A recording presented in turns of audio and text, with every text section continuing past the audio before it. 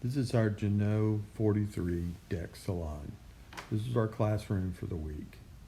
This boat can sleep 7 people comfortably. It has 3 staterooms and 2 heads. This is our route for day 1 of our trip. We went up the Hale Passage and around the north end of Loomy Island and then across to Susha. Prior to leaving the dock, we talked about how to handle dock lines, some of the boat systems, and how to depart the dock and marina. Underway, we discussed boat handling and sail trim. Everyone got a turn at helming the boat, both under power and sail. There weren't a lot of pictures taken that very first day while we were underway. There was just too much going on and it was too new. We spent our first night at anchor in Echo Sound on Susha. We had a little bit of rain overnight and that got us off to a slow start on the second morning. First thing we did was set up the dinghy and put the motor on and motor ashore so we could do some exploring on the island. And it was great fun learning how to do the dinghy and getting to see how all that worked. We also took our first team photo on this day. Day 2 was the shortest day of our sailing. We got an afternoon start after the rain and our hike about on the island. It started with how to raise the anchor, which is an important thing. And then we got underway, avoided some hazards, got out into clear water, and then worked on turning the boat through the various points of sail. That's helpful so you can know how to set your sails for the wind, understand where the wind's coming from, and be able to communicate with each other by saying things like, let's turn to a beam reach on the starboard side. And everyone knew what that meant. We concluded our day with anchorage right at sunset on Peytos, and you can see we had a brilliant show that evening. Our anchorage on Peytos gave us the opportunity to dinghy ashore and see the island. It's populated with a state park that has campsites that you can stay on. It also has the remains of a Coast Guard station that was there years ago that included the operation of this lighthouse. We got to see a lot of wildlife too. Those little bumps in the water are seals swimming around. All in all, it was a great time. We got to practice some good stuff and enjoy the scenery. That's Orcas Island to the south there. And then we departed and got underway for our sail to Friday Harbor, which was our longest day of sailing. Our sail on day 3 was quite interesting. Being a long day, everyone got plenty of opportunities to be the helmsman. We also incorporated someone being the navigator, and we plotted our course on the charts. We used dead reckoning navigation, tried to forecast our arrival time at the next waypoint, and just had a great time playing with all that stuff. The sailing to Friday Harbor included some downwind sailing.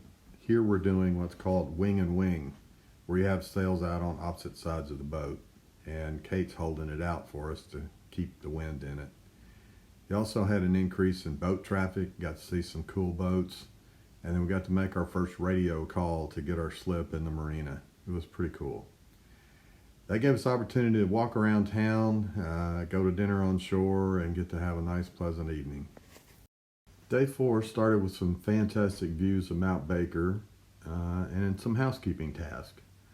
We moved the boat from our slip to the pump out station and took care of that. We got out into the bay, did some practice on standing turns and such, and we came back and did docking practice against the dock at the end of the harbor in Friday Harbor. Day 4 was a very fun day of sailing. We navigated out of Friday Harbor, up through the Wasp Passage, and across the Harney Channel, and into East Sound.